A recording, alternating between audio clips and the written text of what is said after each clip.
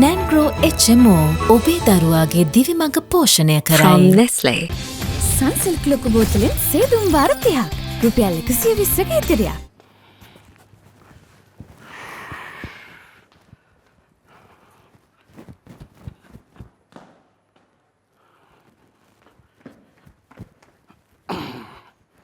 Uncle Dilan මොකද වුණේ? අංකල්ට අවන්ත මොන හරි කිව්වද? අවන්ත මට මොකුත් කිව්වේ නෑ. නංගි ගැන? අමීෂ ගැන? ඔව්. මොකද්ද? අර එයාගේ රිපෝට්ස් වගේක් ගන්න තියෙනවා අන්න ඒක ගැන. රිපෝට්ස් වගේක් නම් එනවයි කියලා කිව්වා. මොකද ඒවා ගත්තද නැද්ද මන් දන්නේ.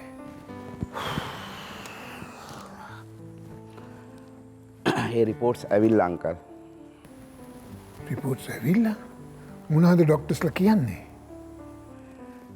මේකයි අමීෂාව එක්කන් එන්න කලින් කියලා තියෙනවා මේ අවන්තර තනියම ડોක්ටර්ව හම්බෙන්න එන්න කියලා. ඉතින් අවන්ත ගිහිල්ලා තියෙනවා. මොකද කියලා තියෙන්නේ? මේකයි අංකල් රිපෝට්ස් ෆුල් අවුල්ලු අංකල්. මොකක්ද හේතුව? මේකයි අංකල් ලොකු ඔපරේෂන් එකක් කරන්න තියෙනවා කොළු අංකල්. මොකක්ද ඔපරේෂන් එක? කැන්සර් එකක්වත්ද? නෑ අංකල් තාම එහෙමම කියලා නෑ. හැබැයි මේ ලොකු ඔපරේෂන් එකක් නොකර මේකෙන් ගොඩ දාන්න බෑ කියලා තියෙනවා. ඒ වගේම මේක හැකි ඉක්මනට කරන්න කියලා තියෙනවා අංකල්. අපොයි දෙයියනේ. ඔව් අංකල්.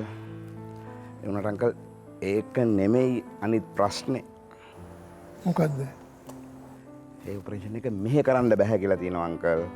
ඒ මොකද්ද ඒකේ තේරුම? ඔව් අංකල් ඒක මෙහෙ කරන්න බෑ කියලා තියෙනවා සිංගප්පූ හරි මොකක් හරි වෙනින් රටක තමයි මේ ඔපරේෂන් එක කරන්න වෙන්නේ කියලා. මේ මොකද්ද වෙලා තින්නේ ඩිලන්? එහෙම කොහොම කරන්නද? මන්ද අංකල් මට තේරෙන්නේ ඒක තමයි මාත් මේ කල්පනා කරන්නේ. දැන් එතකොට මේකට යන වියදම? ඔව් සෑහෙන වියදමක් යයි. මේක දැන් අමීෂා දන්නේ නෑ නේද? තාම දන්නේ නැහැ අංකල්. අපි මේක කියන්නේ නැද්ද අමීෂාට? මේකනේ අංකල් නොකිය කොහොමද මෙයාව එක්කයි යන්නේ? කොහොමද ඩිලන් මේක කියන්නේ අමීෂාට? අමීෂා සනීප නැතුව ඉන්නේ. තවත් වැඩි වෙනවනේ මේකෙන්. නැත්නම් අංකල් ඒක තමයි මාත් මේ කල්පනා කර කර ඉන්නේ. මට අවන්ත මේ ගැන මුකුත් කිව්වේ නැහනේ. අංකල්ට තියා මට කිව්වෙත් නෑ අංකල්. මම මේ බල කරලා ওই ටික හරි අහගත්තේ. අනේ පව් කොල්ලා. නැත්ත තමයි. ඩිලන් මේක දැන් අමීෂට කියන්න වෙයි ඔයාට. අනේ අංකල්. ඇයි? නෑ මං කිව්වේ මේ අංකල්ට බැරිද ඕක මේ නංගි එක්ක කියන්න? ඒකටත් ඔයගොල්ලෝ මාවද තෝරගත්තේ? අංකල් මම කිව්වේ ඉතින් වැඩි හිටියෙක් විදිහට අංකල්ට බැරිද? හරි එහෙනම් මං කියන්නම්. දැන් මේ ඔපරේෂන් එක කරපුවම සනීප වෙයිද?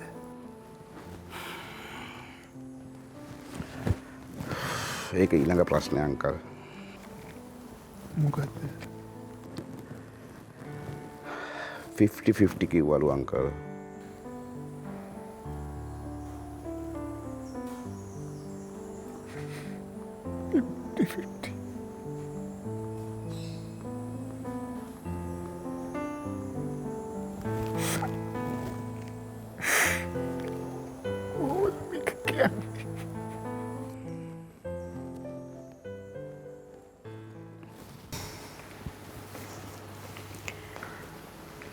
මොනවද බලන්නේ? අනේ දෙයියනේ. මංගල දැන්වීමත් බලනවද? කොහොමද එහෙම කිව්වේ? මොකද්ද? මම බලන්නේ මංගල දැන්වීම කියලා. ඔය ඒවද බල හිටියේ? ඔවුනේ. එහෙමකෝ. මං තරුණ කාලෙත් මේ දැන්වීම බලනවා. ඇයි? මම බලන්නේ මගේ වයස කෙල්ලෝ ඉන්නවද කියලා. ඉතින් එතකොට මට දැනනම් මං හරි ලොකුයි මං කසාද බඳින වයසේ ඉන්නේ කියලා වගේ එකක්. ඒක නම් හරි අමුතු පුරුද්ද. දැන් බලන්න අපේ පුතාගේ වයසේ ඉන්නවද කියලා. ඉතින් ඉන්නවද? ඊට වඩා බාල අයත් ඉන්නවා. අනේ මන් දන්නේ නැහැ නංගි. දැන් ඔය මගුල් තියනව නේද? අනේ මන් දන්නේ මට නම් ඔය ගැන පොඩ්ඩක්වත් විශ්වාස නැහැ. එහෙම කියන්නත් බෑ නේද අක්කේ? ඇයි? නෑ ඉතින්. දැන් කාලේ ඉන්නේ අවුරුදු ගණන් ආදරය කරලා කසාද බැඳලා එකට ඉඳලා ළමයි හැදුවට පස්සේ දාලා යන ගෑනු මිනිස්සුනේ. ඒක නම් එහෙම තමයි. ගෑනු මිනිස්සු වෙනස් වෙන විදිහ ඉතින් අපිටත් හිතා ගන්න බෑ. ඒක තමයි මං කියන්නේ. එහෙම බැලුවාම ඉතින් අපේ දරුවන්ට හොඳ කෙනෙක් හොයලා දෙන එක නම් හරිම අමාරු වැඩක්. අපොයෝ.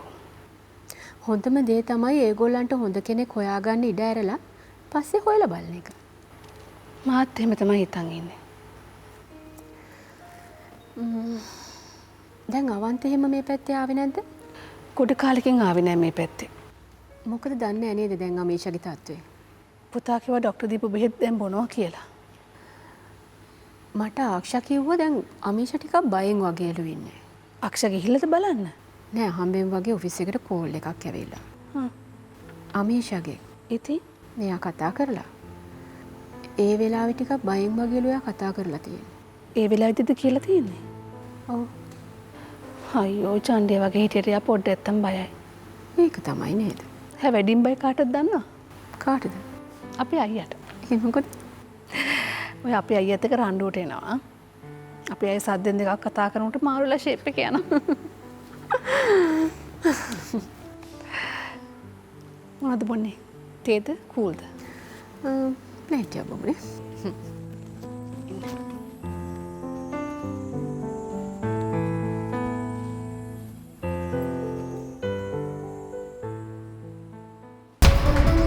SLT මොබිටෙල් එකම එක සබැඳියාව මැලිබන් කෝල්මාරි පුංචි හිතේ රස නිදහස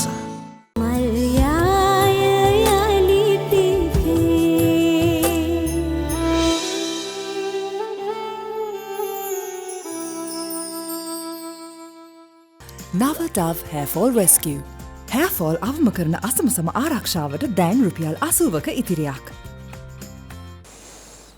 මේ අහන්නකො ඉතින්. ඇයි? මං අක්කට කිව්වා තමයි අකුලෙන් වගේ ඔයාලගේ අම්මා මට කැමති නැහැ කියලා. ඉතින්?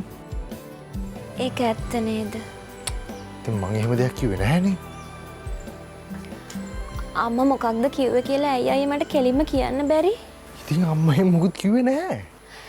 මෙච්චර ඇවිල්ලා මේ ගෙදර ඉඳලා ගියා. අඩුම තරමේ ඒ ළමයා හොඳයිද නරකයිද කියලාවත් කිව්වේ නැහැ. නැහැ. මොනවත්ම කිව්වේ නැහැ. කිව්වේ ඉතින්. මොනවාද?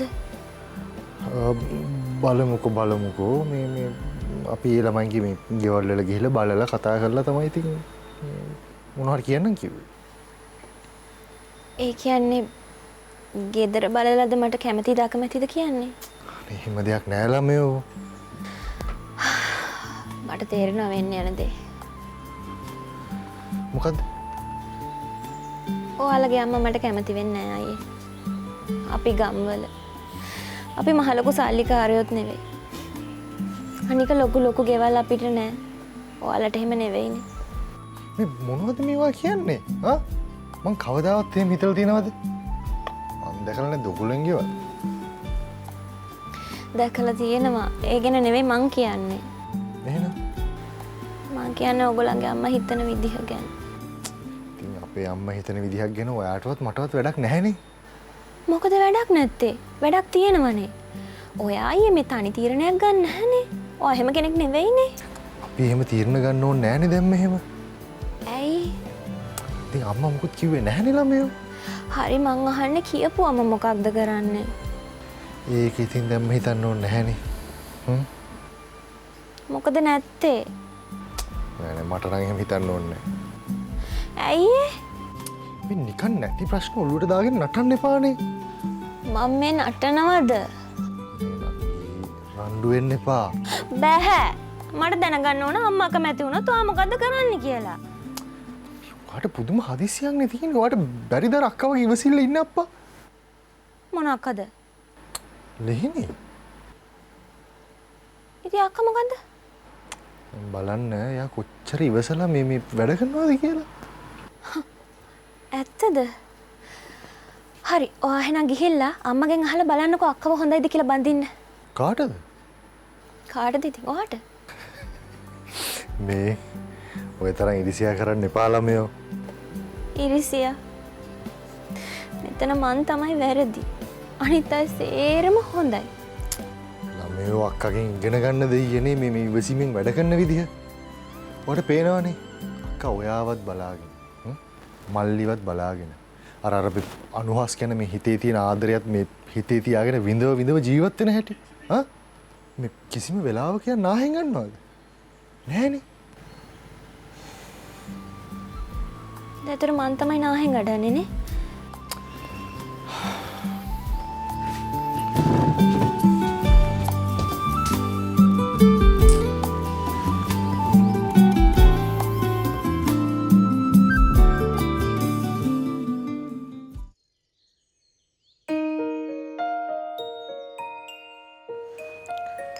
දන්නවද අක්කේ? මොකද්ද නංගි? මන් දෙයක් අහන්නමයි හිටියේ. මොකද්ද? මේ අපේ අනුහසු යාක්ෂයි දෙන්න. ඔව්. එතන යාළුවයි කියලා ආක්ෂ අක්කට කියලා තියෙනවද? යාළුවයි කියලා නැහැ. ඉතින් මේ මං ඔයාලට දවසක් කිව්වේ. මොකද්ද? ආක්ෂ අනුහස් ගැන කියලා තියෙනවා. අපේ පුතා කිසිම දෙයක් ඔය ගැන තාම දන්නේ නැහනේ. දන්නවද නැද්ද දන්නේ නැහැ. ඉතින් දන්නේ නැද්ද නෙමෙයි අපේ කෙල්ලනේ. අක්කා ඉතින් එහෙම දෙයකට කැමතිද? දැන් දෙන්නට දෙන්න කැමැත්තෙන් ඉන්නවා නම් අකමැති වෙන්න හේතුවක් නැහැ නේද ඉතින් අපිට. ඒ වුණාට අපි කොල්ල තාම මට මොකුත් කිව්වේ නැහනේ. මට අහන්නත් බෑ.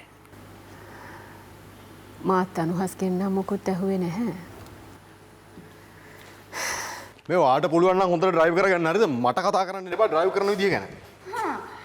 මේ වයසින් බාල කෙනෙක් දෙයක් කිව්වොත් අහන්න පුරුදු වෙනවා නිකන් පඬිතයන් වගේ. මේ ඔයා මට වඩා වයසින් බාල නෙමෙයි ඔයා මට වඩා මනසිනුයි බාල. හරිද?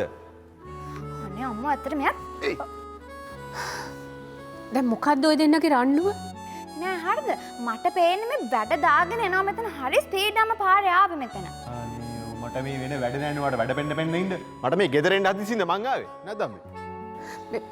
පුතේ දැන් මොනවද ඔයාට මේ ආක්ෂ කිව්වේ? මේ මට ඩ්‍රයිව් කරන්න ටික ගන්නනවා හැමදාම. මොකද්ද හැමදාම කතාව මොකද්ද? ඔයා කියන්නන්ට රිවර්ස් කරද්දි ඔහුන් වදී ගන්න එපා වදී ගන්නවා හරිද? ඇයි මේ පැත්තෙන් ගත්තේ? මේ පැත්තෙන් ගන්න බැයිද? මේ පැත්තෙන් ගත්තේ ඇයි? මේ පැත්තෙන් ගන්න බැරිද? මේ මට ඩ්‍රයිව් කරන්න ටික ගන්නනවා මෙයා. ඔව් මට හොඳට ඩ්‍රයිව් කරන්න පුළුවන් තමයි කොහමද ඔයාට වැඩි නා. අනේ මේ ළමයි දෙන්න. බලන්නකෝ අන්නේ. පුතා මොකක්ද අනේ මේ පුංචි ළමයි වගේ හැම වෙලාවෙම රණ්ඩු වෙන්නේ? මට පේන්න බෑ මේක.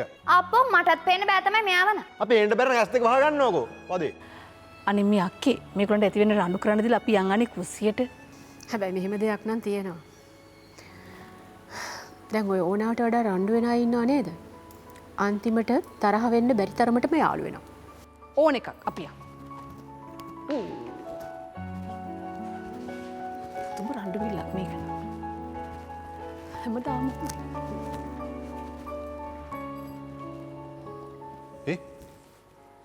මොකද අම්මා කිව්වේ? අම්මා කිව්වද මේ වගේ ගොන් අල්ලෙක් එක්ක නම් ආයේ වාහනයක යන්න එපා කියලා කිව්වේ. මේ කාන්ති මම මෙතන හිටියේ. ඒ මේ කන්නේ මේ කිව්වේ මම කන් දෙක හොඳට ඇහෙනවා. හරිද? මොකද්ද දන්නේ කිව්වේ එහෙනම්? කිව්වේ ඔය නම්ම තිස්සෙම තරහ වෙන අය දවසක ආයෙ තරහ නොවෙන්න යාළු වෙනවද? මොකද්ද කිව්වේ? මේන් වැන්ද හරි. බහකන හොඳයි මට බහ. කොයි කියලා මා යන්නද මේ සිහිනේ දාලා අත තියලා ඔය නලලත දුරන්න උනා සංපාපය සංවේගය මාදොත දරා මං ආවත මල් යායම තාම මුල් පිපිලා නොනිදාලා ලම්විලා දැනිලා නිවියා ඩයමන්ඩ් ඔබේ සම ඇතුලාන්තයෙන්ම පෝෂණය කරමින් දීප්තිමත් සමක් ඔබට ලබා දෙයි. කොරෝනා වෛරසය 99.9ක් දක්වා විනාශ කිරීමට උපකාරී වන සර්ෆ් එක්සෙල් හයිජීන් බූස්ටර්ස්.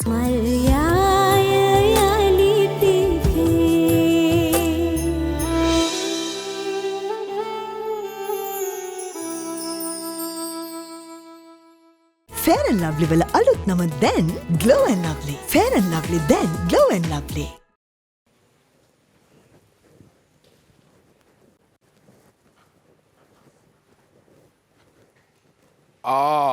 මෙයා බලපල්ලකු පෝ අපිට කාලවත් නෑ මෙයා තේත් බොනවා. මං ඉතින් වෙන මොනවා කරන්නද? ඇයි? ඇයි කියන්නේ? පුතයි අරුණේ නිදිද කොහෙද? දුවත් කාමරේ. ඉතින් මටත් නිදිමතයි.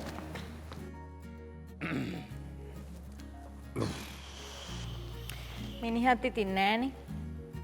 මිනිහනේ? නෑනේ. නෑ. කෝ මිනිහා? බේබදු කවේගී. අනේ මේ ආනන්ද යන්න. මේ ඇයි බඩගිරියානු. මේ අද කොහෙද බොන්න ගියේ? නැතිදිරෝ පොඩි පොඩි පාඩි. අද කාගෙද? මතක නේද මේ අපේ මේ වසන්තය. කවුද? අර එළවලු ලෑල්ල කරන්නේ යන්නේ. ඉතින් කෙල්ලගේ කොටහලු මගුල් කියන්නේ. මට බැන්නයි කියන්නකො ඉතින්. මොකටද බනින්නේ? ඔයාව එක්කන් ආයේ නෑ කියලා. ඉතින් මේ මන් දන්නෙත් නෑනේ. ඔයා දැනගන්නේ කොහොමද? මට කිව්වා. මටත් මතක නැතුණානේ. පස්සේ දවල් ගාමිනිය කතා කරලා කිව්වේ යන්නේ නැද්ද කියලා. මං ඉතින් මොකක්ද දන්නවද කළේ? මං ඉතින් හොරා වගේ එම්ම ටක් ගාලා ගියා. නැත්නම් ඉතින් ඒ වෙලාවේ ඇවිල්ලා ඔයාට ඕක කිව්වනම් එහෙම මට ගුටි ගන්නත් වෙනවනේ. ඔව් ඉතින් හොරා වගේ මං ගියන් ආවා ඉතින්. යකඩෝ දැන් මේ මගුල් ගෙවල් වල ගිහින් ඇවිල්ලාද මේ බඩගිනිය කියන්නේ? කෑරි නෑ ඉතින් ගිය ගමන් ටේබල් එකකින් ඉඳෙව්වා. ඊට පස්සේ ඉතින් ටේබල් එකේ තමයි දිගටම. ඊට පස්සේ කමුනේද කියලා කට්ටියම නැගිටලා ගේ ඇතුළට එනකොට කෙල්ල දුවගෙන ආව මේ ඉස්සරහට. අනේ කියලා කෙල්ල වැන්දා. මං උස්සලා නලලා ඉම්බා. රුපියල් 5000ක් අතෙන් තිබ්බ එන්නම් මචං කියලා ආවා. මට අමතක වුණා කෑවේ නෑ නේද කියලා මකට ගියාම තමයි මතක් වුණේ. අනේ දෙයියනේ ආනන්ද ඔයා නම් ඉතින් ආයි යන්නේ මේ ඕ දුව ඇයි මං කිව්වේ ඔය කාමරේ ඇති මේක නෙමේ මොකක් හරි ප්‍රශ්නයක් වගේ ආනන්ද මොකද්ද කාටද මේ දෙව්මගේ යවන්තගේ අතර ඇයි නේ මන් දන්නේ යන්නේ ඔයාම අහලා බලන්නකෝ ඉන්නකෝ මම බට්ටියක් බෙදන් එන්න අපෝ ආනන්ද මේ ගඳයි යන්නේ අයින් එන්නකෝ ඕම් පොඩ ඉන්න ඉලා බීලා මෙතන කො අයින් එන්න මම බත් බෙදන් එන්න ආනන්ද ඉන්න මම බත් බෙදන් එන්න ඔයා ඉන්න මම බෙදන් එන්න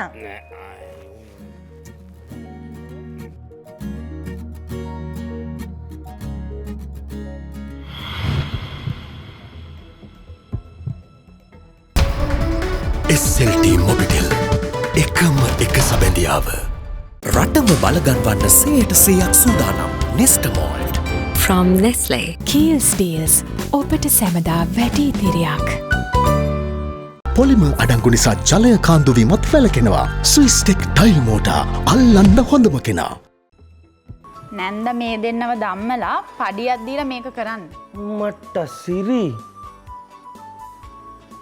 ඇයි දැන් ඔයාට එහෙම හිතෙනවද මොකද්ද මොකක් හරි දෙයක වේදනාව හරියටම දැනෙන්න ඒ දේ Tamanටම වෙන්න ඕනේ කියලා